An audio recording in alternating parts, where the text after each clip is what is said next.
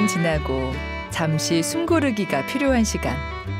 잔잔한 호수를 찾아갑니다.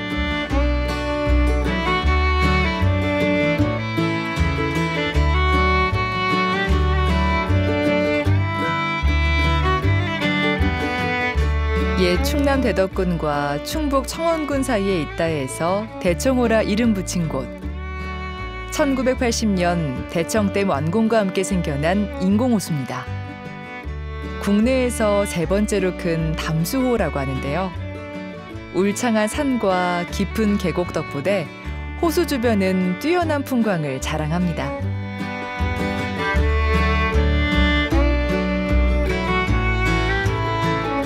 바쁜 일상 속에서 나 자신과 주변을 둘러볼 여유가 없었던 것은 아닌지 잠시 미뤄뒀던 생각들, 마음의 고요를 찾아 호수로 갑니다.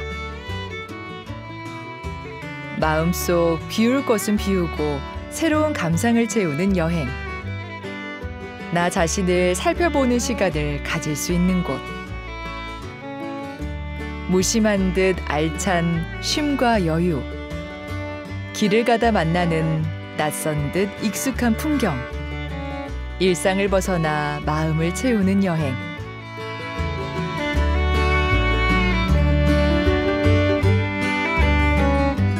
맑은 고을에서 만나는 푸른 여백. 충청북도 청주입니다.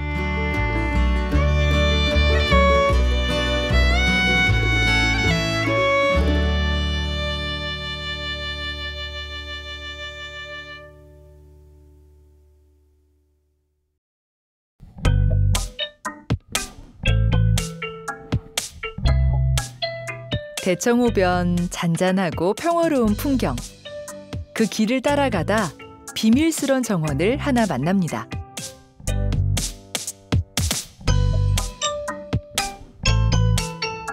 정성을 다해 가꾼 정원. 남쪽의 청와대라 불리는 청남대입니다.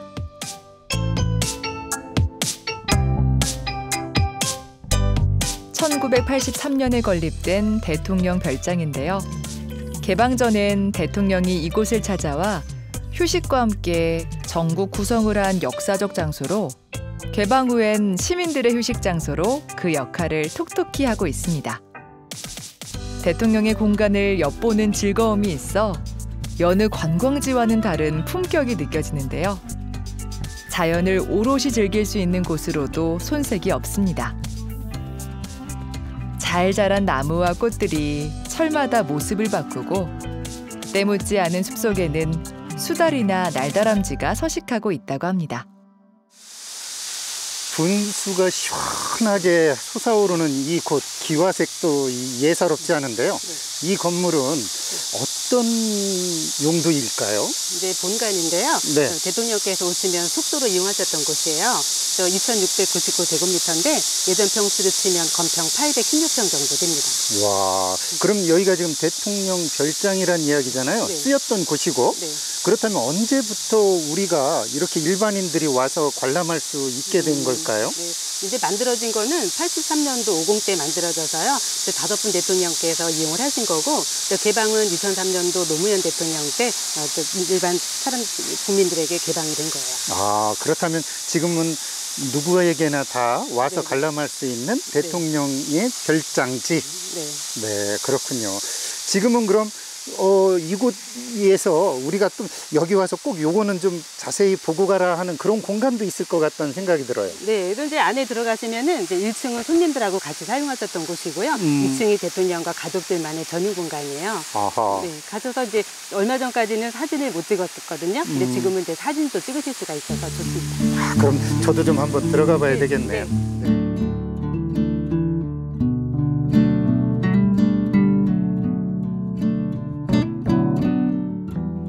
시민의 품으로 들어온 대통령 전용 공간.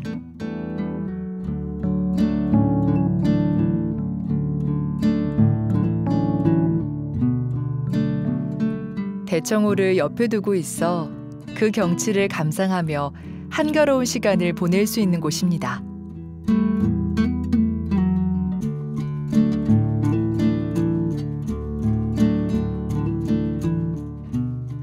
정원의 나무 한 그루조차도 기품이 있어 보이죠.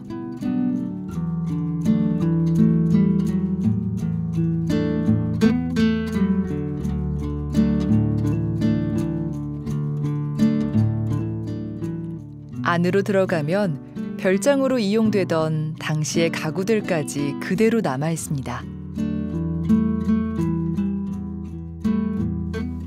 의자가 많은 걸 보면 네. 이곳에서 좀 사람을 많이 맞이했겠다 하는 생각이 들거든요. 네, 여기는 이제 접견실인데요. 청남대는 이제 휴가를 목적으로 오시는 거기 때문에 많이 사용하시진 않아요. 이렇게 의자 보시면 구멍 보이시죠? 여기는 이제 손님들 앉으시는 의자고요. 여기 상석에 보시면 무궁화 문양 있는 거는 영부인 앉으시고요. 저 안쪽에 무궁화 위에 봉황 있는 거는 대통령 앉으시는 의자입니다. 아, 이 의자의 장식 하나만으로도 이미 어느 정도 서열이 좀 정리가 되네요. 네. 그리고 뒤에 보시면 달력이 2003년 4월 18일, 시계는 오전 10시예요. 근데 이거 청남대 소유권이 충청북도로 이양된 날 개방된 시간에 맞춰놓은 겁니다. 아, 그러면 일부러 그 시간에 딱 맞춰놓은 거군요, 저게. 네. 아하.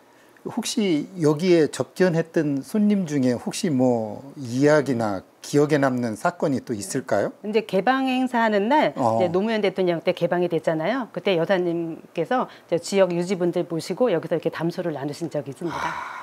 그 위험 있던 권위의 공간이 한순간에 시민의 품으로 가는 순간이 그 순간이었겠네.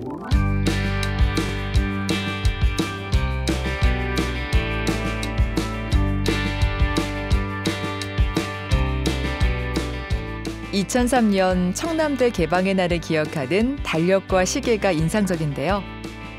개방 이후 20년 동안 청남대를 찾아온 관람객은 1,350만여 명, 연간 67만여 명이 다녀갔습니다.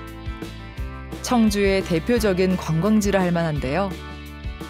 대통령의 공간을 엿볼 수 있는 즐거움, 혹은 누구나 대통령의 하루를 경험할 수 있다는 것이 관람객들에게 매력적이었겠죠.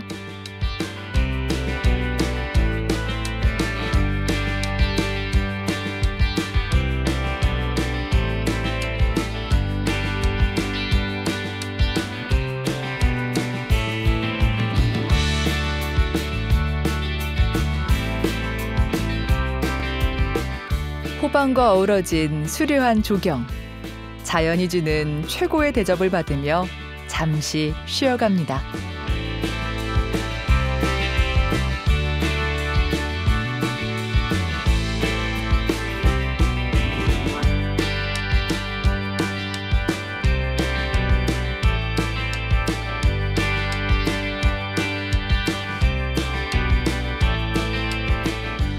계절에 따라 다양한 모습을 보여주는 양어장.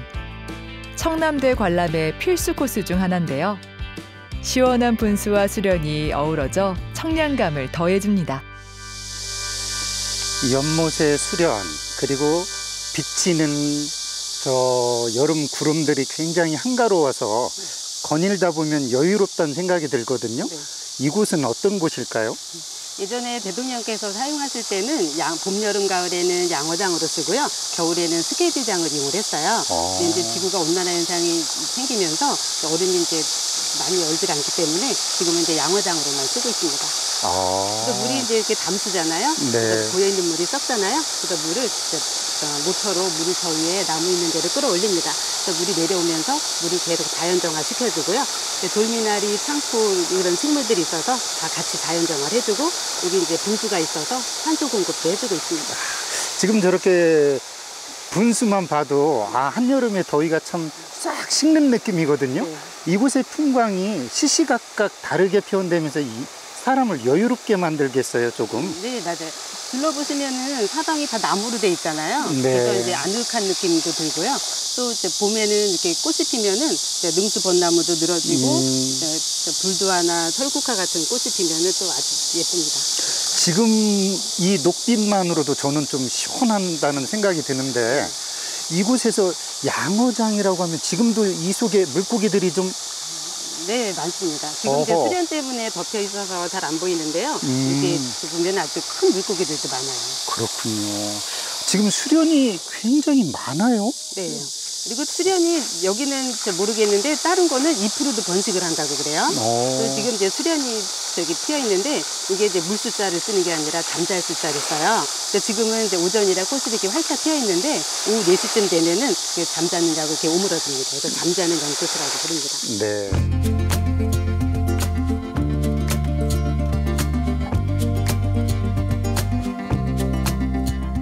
수련이 피어나는 여름날의 풍경. 하얀 꽃잎들이 드러내는 존재감. 기품 있는 자태를 잠시 감상합니다.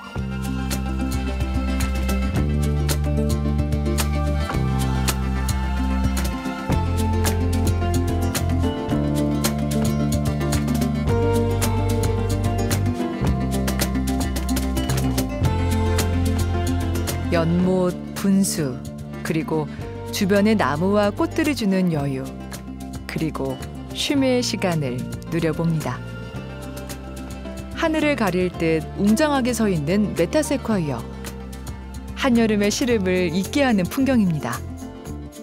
호반을 따라 정성껏 가꿔진 정원에서 마음의 여유, 초록의 여백을 남깁니다.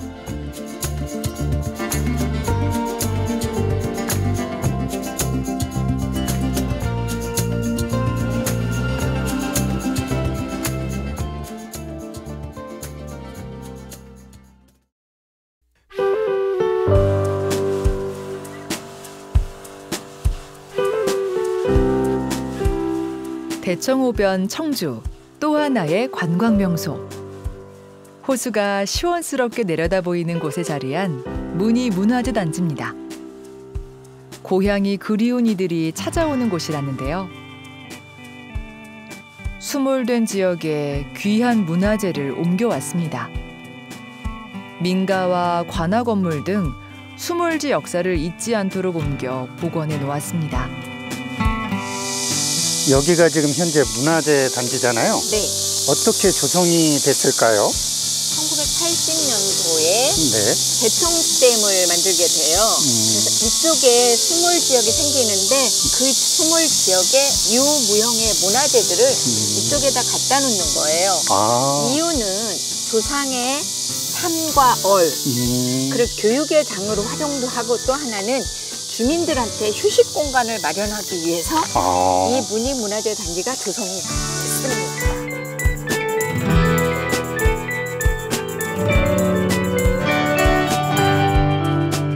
대청댐 건설로 인해 수몰된 지역의 문화재를 보존하기 위해 조성된 문희문화재 단지.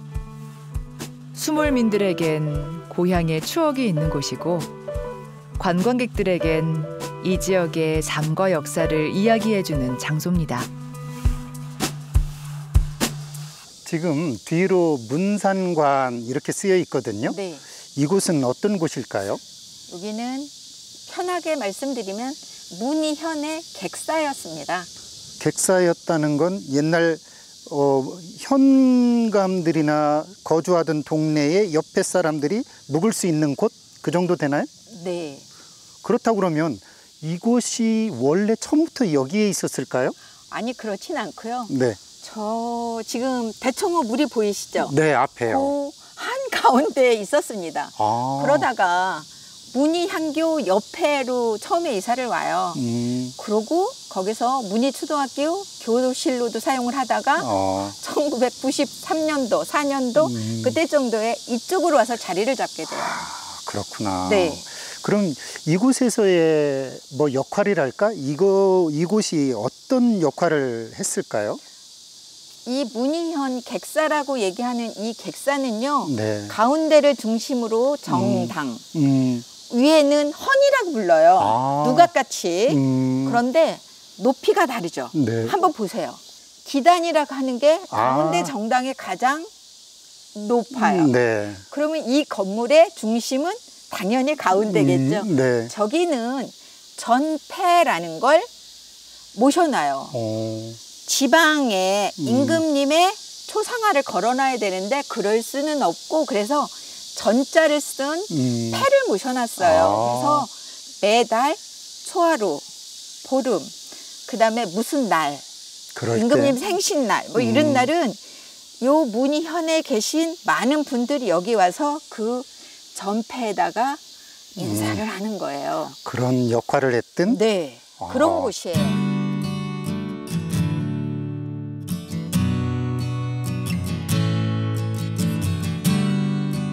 문희현의 객사 문산관. 조선 중기 지방 관아 건축 양식 연구의 귀중한 자료라고 하는데요. 대청댐 수몰 지역에 있던 탓에 1979년 문희면으로 이전됐다가 문화재 단지가 조성되면서 1996년에 다시 한번 이곳으로 옮겨졌습니다.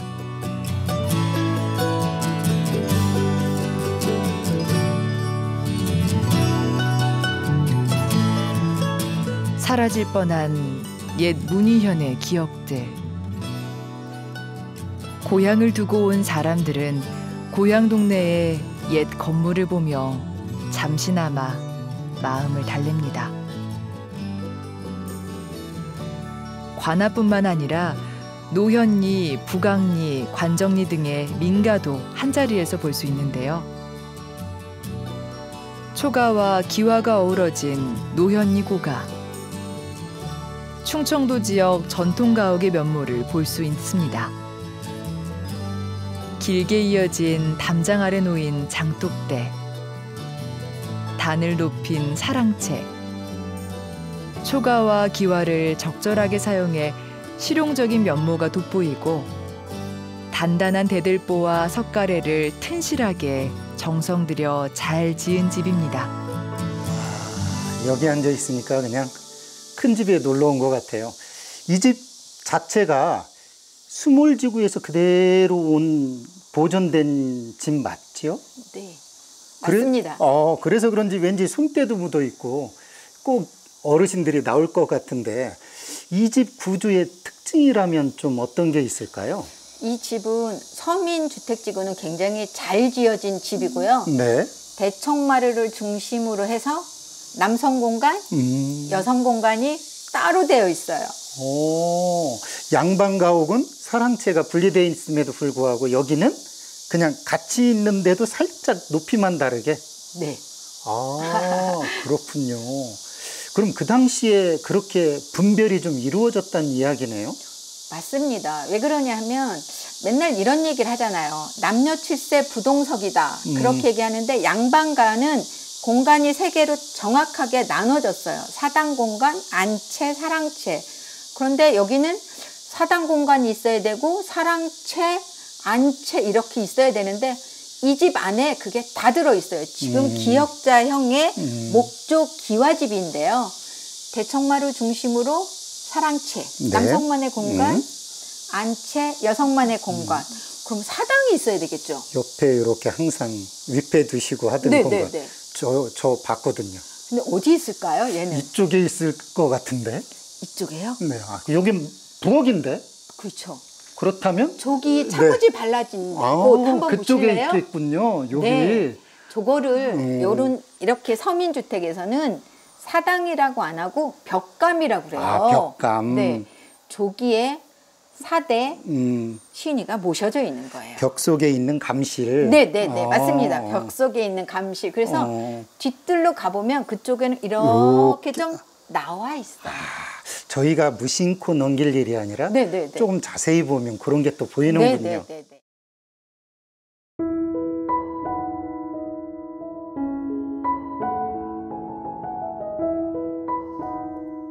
호수가 생기면서 잃어버린 고향.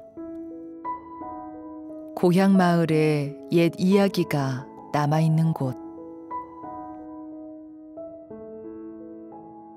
사람과 사람 사이, 오래된 풍경 사이로 머문 시간들. 잊혀져 간 것들에 대한 기억.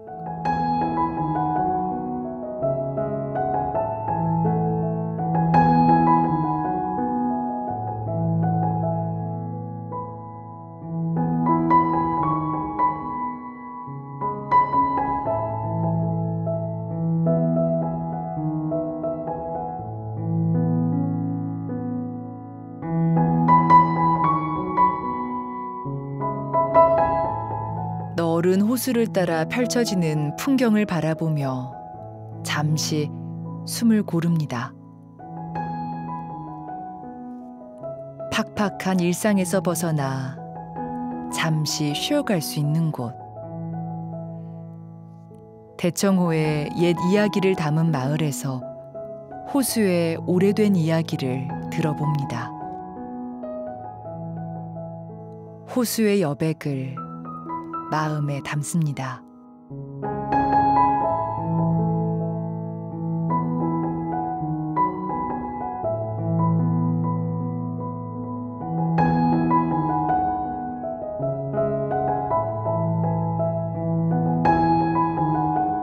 유산유수처 무욕무영신 산 있고 물 있는 곳에서 욕됨도 영예로움도 없는 몸이 된다네.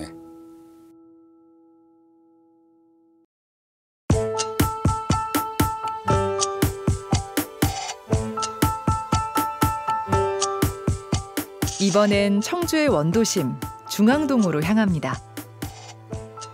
옛 극장 자리에 청소년 광장이 들어서거나 옛 기차역이 청주 역사 전시관으로 바뀌는 새로운 변화가 이어지고 있는 동네인데요.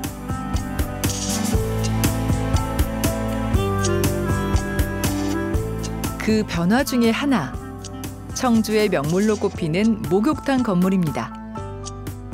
전설적인 건축가 김수근이 설계했다고 하는데요.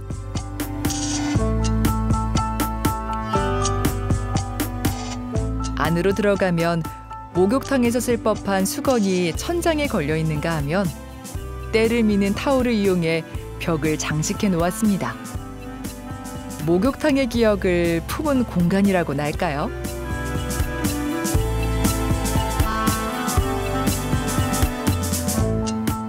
냉탕과 온탕 안에는 빨강, 파랑 테이블이, 샤워 공간은 1인 혹은 2인 테이블로 목욕탕 시설 그대로 살려 독특한 인테리어가 완성됐습니다. 학천탕이라고 상호를 보면서 들어왔는데 아이 상호가 굉장히 독특해요. 예. 네. 그거는 이 목욕탕을 이제 질 당시에 그 이제 저희가 이게 세 번째 목욕탕이었었어요. 근데 세 번째 목욕탕을 짓는데 상호를 뭘로 짓까? 뭐 무슨 탕 이제 가족들이 뭐 이렇게 그 의견이 분분했었어요. 근데 이제 제가 가만히 생각하니까 부모님의 가운데 성함 중에 가운데 자를 저희 아버지의 가운데 자인 학자와 저희 어머니의 성함 중에 가운데 자인 천자를 따서 학천탕이라고 이제 이름을 졌어요. 이걸 지어서 선물했다는 얘기를 들은 것 같은데. 아, 예, 참.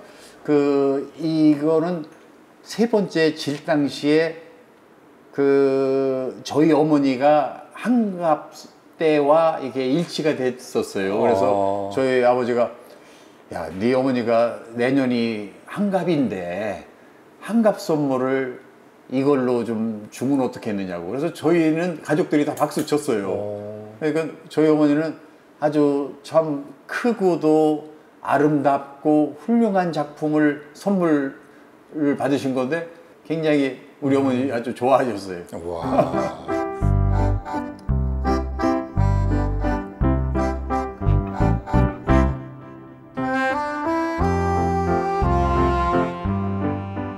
청주에서 명성이 자자했던 8층짜리 대형 목욕탕. 로맨티시스트 아버지의 일화까지 담겨 있는데요. 아버지의 유산이 지금은 카페가 되어 새로운 이야기를 써나갑니다. 목욕탕 그대로를 추억의 공간으로 바꾼 생각이 어릴 적 기억을 되살립니다. 연세 드신 분들에게는 추억의 장소로, 젊은이들에게는 이색 카페로 새롭게 주목받고 있습니다.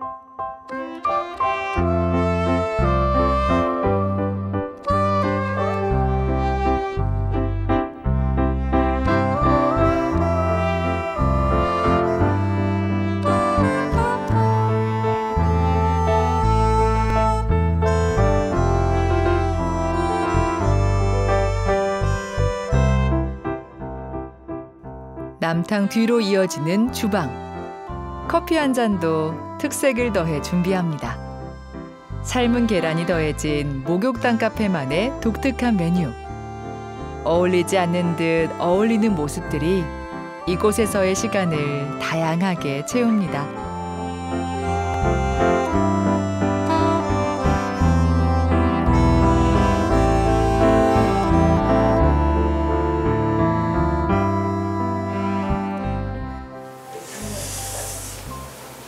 카페에 딱 들어와서 이렇게 목욕탕 탈의실에서 본직한 옷장을 보리라고는 생각을 못했네요. 그러셨죠.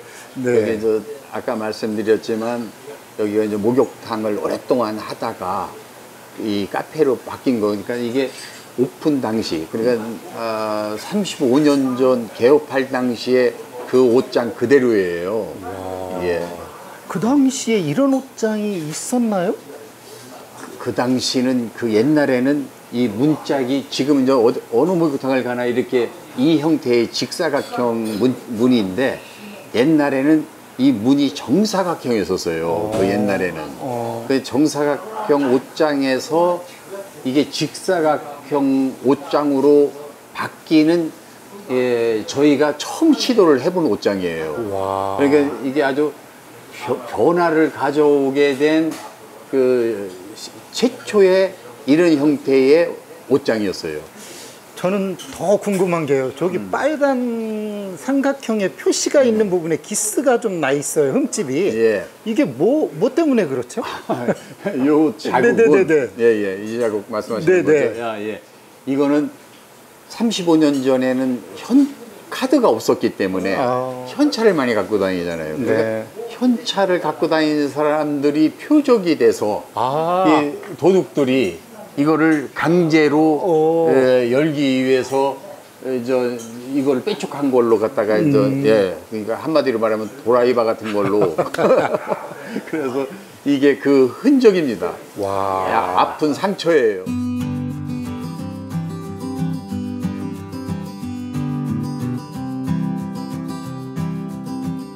카페에 이어 새로운 시도가 또 이어집니다. 목욕탕이었던 시설을 더욱 적극적으로 이용하기로 했는데요. 커다란 탕에 물을 받아 시각적인 인테리어를 넘어 청각적으로도 목욕탕의 추억을 끌어냅니다.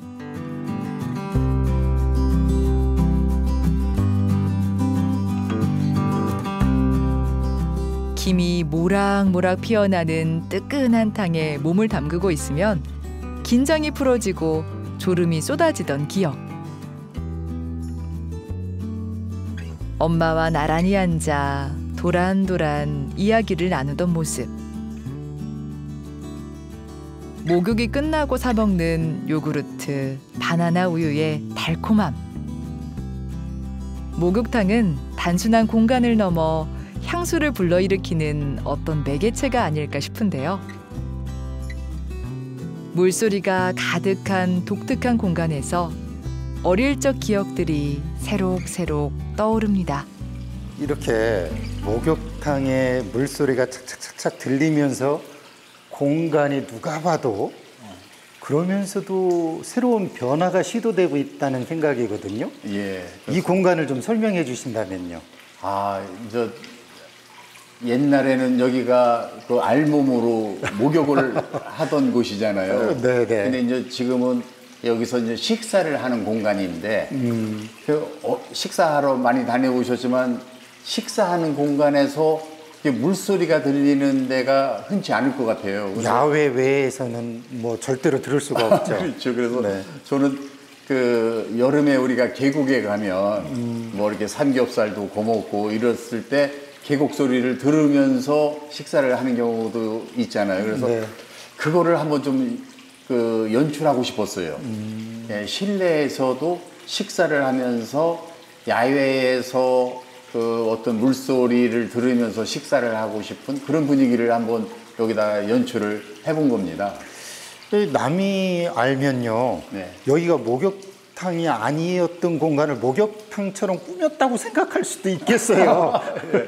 근데 이거는 실제로 30여 년 동안 그 목욕을 손님들이 직접 하시던 곳이었어요. 네. 근데 이거를 훼손시키면서 식당 하기에는 제가 부담스러워서 거의 훼손을 안 시킨 상태에서 이렇게 이제 업종만 바꿔서 목욕탕에서 식당으로 이제 바뀌는 이 과정입니다.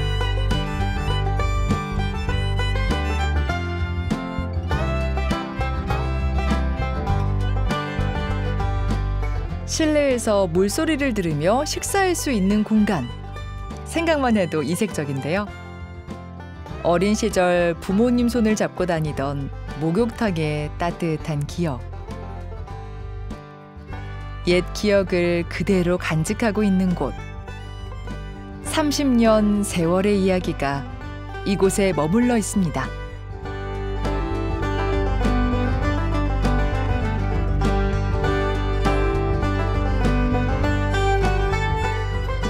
(30년) 목욕탕의 역사에 감성 한 스푼 더한 공간.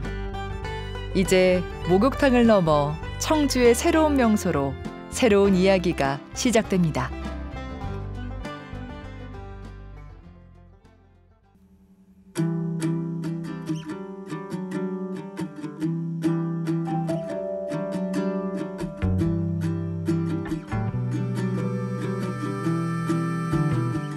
청주의 오래된 전통주, 500년 넘게 이어온 문중예술을 지금도 이어가고 있는 곳입니다. 500년이면 강산이 몇 번이나 바뀐 걸까요? 긴 세월 삶의 이야기를 그대로 담아 익힌 술.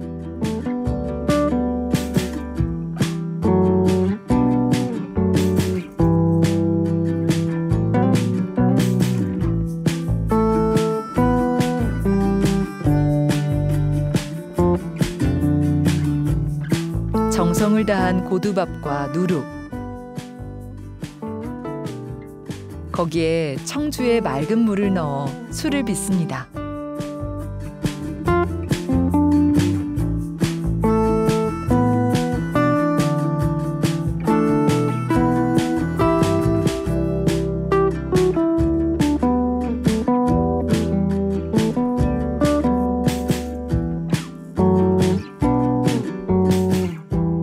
기다림과 정성, 청주의 물과 곡식, 토양과 기후, 청주의 모든 것이 항아리에 담깁니다.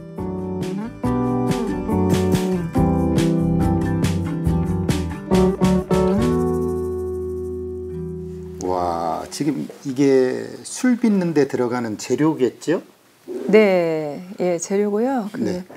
저희 술은 원래 이제 함양박 씨 종갓집에서 19대째 제가 와. 지금 573년째 지금 내려오는 가양주였었어요. 그래서 이제 94년도에 그 충북 무형문화재로 지정을 받고 또 이제 그 역사성이나 어떤 문화적 가치 뭐 이런 거를 좀 인정을 해주셔갖고 3년 전에 제가 이제 아버지 돌아가시고서 이제 그 농림부에서 대한민국 식품 명의인주로 이제 인정을 받았습니다. 네. 재료가 지금 독특한 게 제가 지금 이렇게 만져도 될지 모르겠지만 이게 지금 국화인가요? 감국? 예, 감국이에요. 네. 예. 옛날 어르신들은 이 감국을 가지고 중양절에 네. 보통 수명을 연장한다 뭐 이래서 네, 좀 그렇죠. 많이들 예, 담고 그러는데 생각 외로 재료가 굉장히 많이 들어가요. 네, 원래 이제 처음 시작할 때는 12가지 재료를 가지고 시작한 건데 또 현대인들이 드셔야 되니까 식약청에서 이제 인체에 공해 요소가 있는 건 빼라 그래서 지금 이제 10가지 가지고 하고 있는데요. 예전에 보면 7선주, 8선주, 뭐 9선주에서 약재 종류에 따라서 이렇게 하더라고요. 근데 보통 10가지 이상이 들어가야만 예전 선비들이 신선주라고 불렸었다고 하는데 실제로 이제 저희 집안에서 식사 전에 이거를 식전주로 드셨었어요. 그래서 이제 소화 흡수를 돋는다 해서 이제 식전주로 많이는 안 드시고 이제 한 잔씩 꼭 드셨었는데 이게 제가 지금 이제 식품공학 이제 공부를 다시 하면서 과학적으로 접근을 해보니까 그 말이 옛날 어른들이 굉장히 지혜로우셨다 이제 이런 거를 발견을 한 거죠 또 하면서. 그래서 이거는 그런 어떤 이제 우리 역사나 이제 문화적 가치나 어떤 식문화 쪽으로 다 접근해서 꼭 가져가서 이제 다시 이제 젊은 사람들한테 다시 제가 전수를 해줘야지 맞는 것 같아서 지금 이렇게 뭐 빚고 있습니다. 네.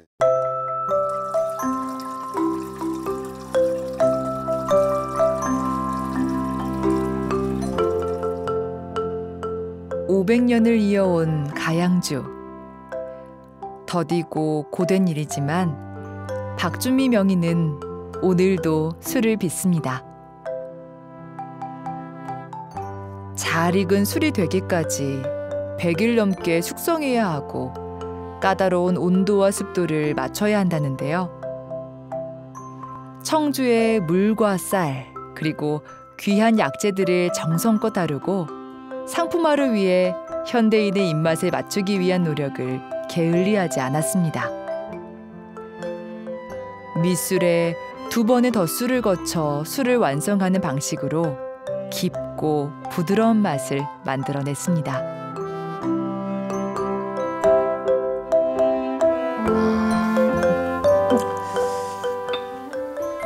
마실 땐 시원한 듯한데 내려가면서 따뜻해지는 느낌이 있네요. 네, 그렇죠. 네. 이렇게 저희가 마실 수 있도록 상품화되기까지 애로사항도 굉장히 많으셨을 것 같아요. 이제 집에서 이제 내려오긴 한 건데 이제 이거를 또 상품화 시키려니까 좀 소비자들 그 취향, 입맛도 맞춰야 되잖아요. 그래서 네. 원래는 이제 레시피 없이 뭐 그때그때 양을 또 많이 넣기도 하고 한약재를 많이 넣기도 하고 뭐 적게 넣기도 하고 계절 따라 좀 다르기도 하고 또 예전에 또 절기마다 절기주가 있었잖아요. 그렇죠. 그 봄 되면 두견주, 가을 되면 중양절에 그 국화주하고 이제 국화화전에서 또 먹고 이렇게 이거를 이제 상품화 시키려다 보니 뭐 정확한 데이터도 없지. 제가 식품학 공부를 원래는 건축 디자인 일을 오래 했어요. 근데 이제 다시 이제 그 식품주에다 발을 뒤집고 하는데도 불구하고 데이터가 없으니까 너무너무 힘든 거예요, 하기가. 그래서 그 일정한 맛을 찾아내는데 제가 제 생각보다 가름가름 이제 아버지하고 배울 때부터 시작하면 20년 정도 된 거고 그렇죠. 제가 혼자 이걸 상품화 시키면서 하기까지는 10년. 와. 예. 그렇다 그러면 네. 앞으로의 또 이 술을 통한 계획이나 또 이런 술을 또 한번 빚고 싶다라고 하는 어떤 미래지향적인 생각도 있으실 것 같은데요. 네. 앞으로도 이제 이런 제가 이제 가고자 하는 길은 그 현재도 이제 교육기관 지정을 받아서 이제 술 교육을 하고 있는데 젊은 친구들이 정말 이렇게 이제 마셔라 부어라 하는 술이 아니고 이제 진짜 이게 음식이거든요. 음식이다 보니까 귀하게 생각하고 좀 이렇게 몸을 좀 보호하면서 한 잔을 먹더라도 좀 우리 몸에 좋은 술 이런 걸 드셨으면 하고. 가족의 건강을 위한 약으로 빚던 가양주. 취하기 위해서가 아니라 몸을 보호하는 음식, 약이 되는 음식으로의 술. 500년 동안 19대에 걸쳐 내려온 정성. 10가지 몸에 좋은 약재를 넣어 발효시킨 술. 하지만 약재향이 진해 상품화하기에는 어려움이 있었는데요. 법고 창신. 옛것을 본받아 새것을 만든다는 생각으로 현대인의 입맛에 맞게 계속 연구하고 발전시키려는 노력을 했습니다. 그 결과 지금의 전통 약주를 세상에 선보인 건데요. 술 빚는 도중에 한 번, 발효가 끝난 후에도 한 번 더 걸러 맑은 술을 만들었습니다. 그리고 덧술을 2번 하는 삼양주 방식으로 감칠맛은 더하고 술맛을 훨씬 부드럽게 했습니다. 여기에 약재향은 줄이고 과실향과 꽃향을 더했습니다. 부단한 노력 끝에 세상에 나온 가양주. 500년을 이어온 귀하고 맑은 맛이 계속 이어지길 바랍니다.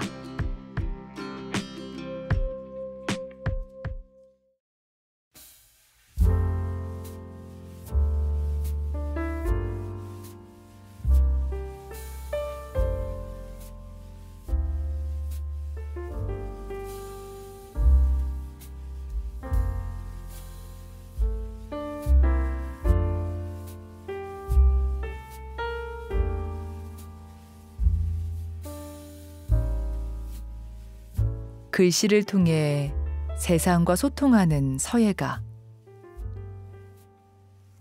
다양한 서체를 구사하고 내용에 맞는 이미지를 구성해서 누구나 보기 쉽고 알기 쉬운 작품을 선보이고 있는데요.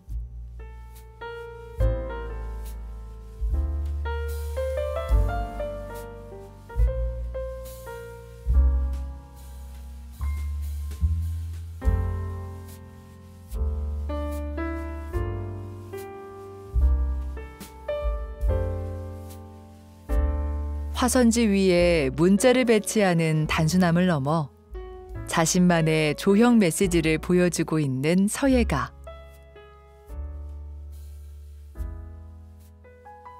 이 안에 담고 있는 의미가 무엇인지 점점 궁금해집니다.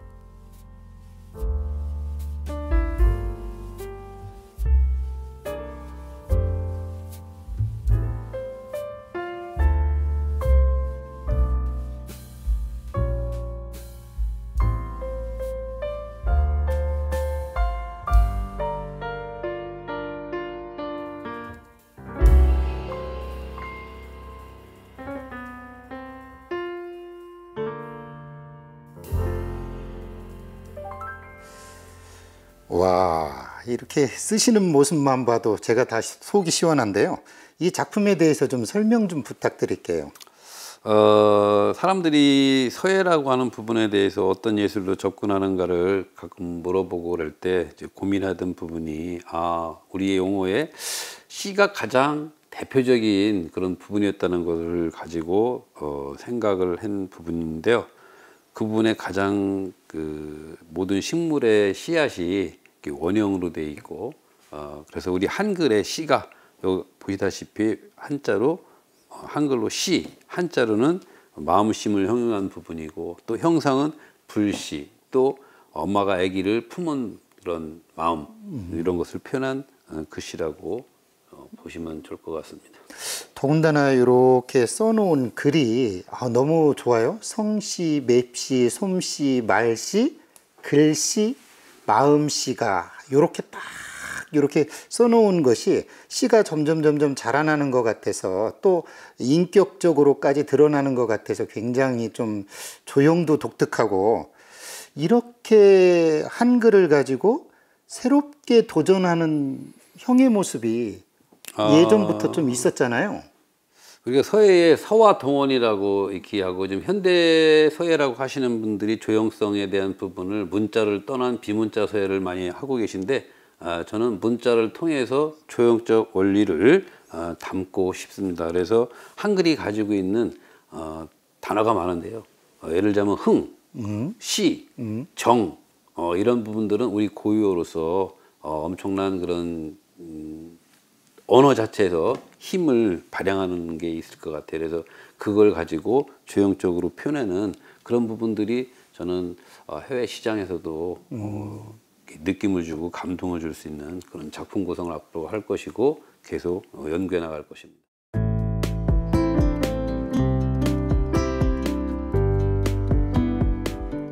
누구나 쉽게 알 수 있고 공감할 수 있는 작품.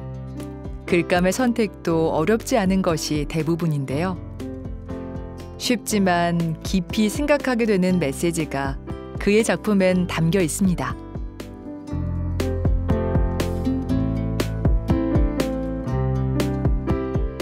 두고두고 음미할 수 있는 어구들, 한글과 한문의 어우러짐, 한글의 조형적인 멋을 살린 작품들.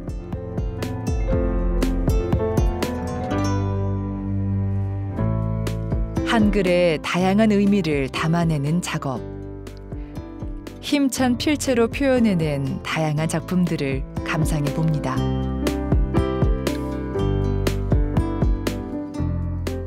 화선지 대신 가죽, 항아리 등의 자신의 철학을 예술적으로 형상화하는 창의적인 실험도 선보이곤 했는데요.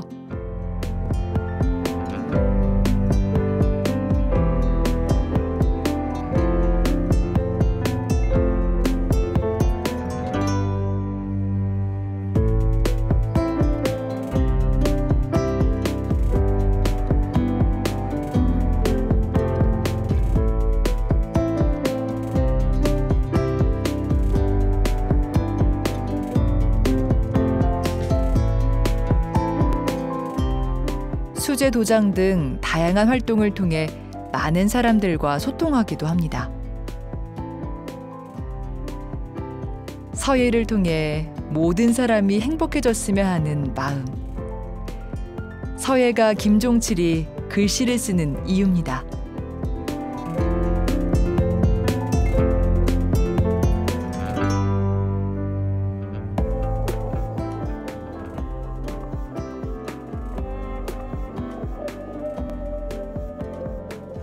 형한테 서예란 어떤 의미일까 궁금해요.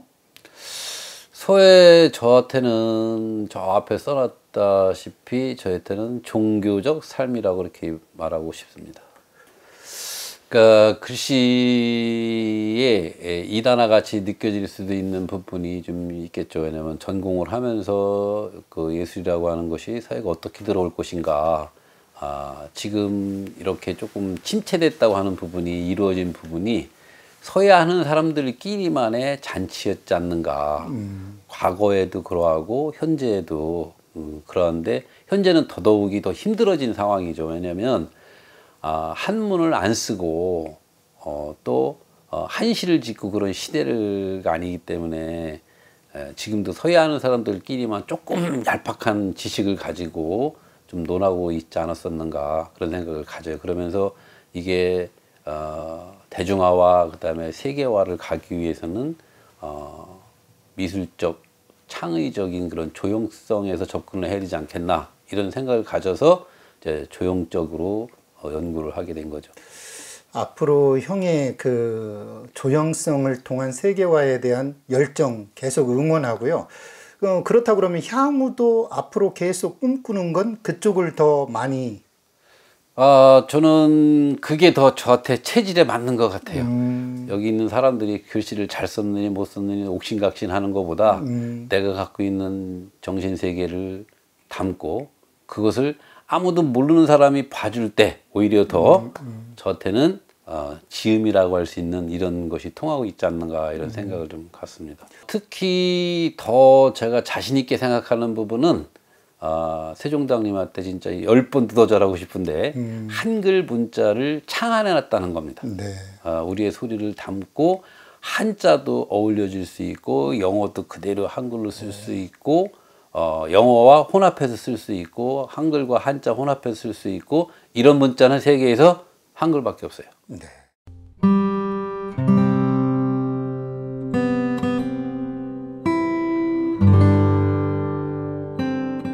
천년 세월 청주를 지켜온 상당산성.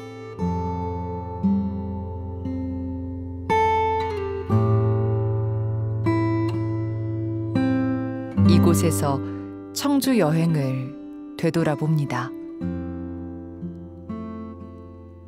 사람과 자연이 어우러진 풍경. 특별할 것 없는 듯 하다가도 자세히 들여다보면 알찬 동네. 무심한 듯 하면서도 가만 마음을 다독여주는 풍경. 빠듯한 일상 속에서 하루쯤은 쉬어가기 좋은 휴식 공간인데요. 폭염에 폭우에 시달렸던 계절을 보내고 이제 새로운 계절을 맞이하며 이곳에서 잠시 쉬어가라고 말해주는 풍경. 당신의 지나간 계절은 괜찮았냐고 안부를 물어옵니다. 맑은 고을, 산과 호수, 그리고 사람들이 만들어낸 푸른 여백. 잠시 숨을 고르며 마음 내려놓고 이 계절에 머물기 좋은 곳, 맑은 고을 청주 여행을 마무리합니다. 객심정여 송은주 나그네 마음 고요해 솔과 구름에 머무네.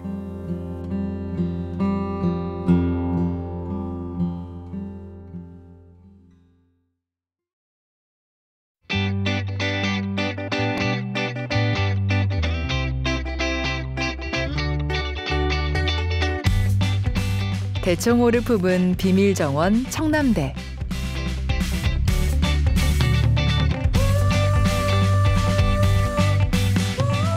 고향을 그리워하는 사람들의 마음의 고향.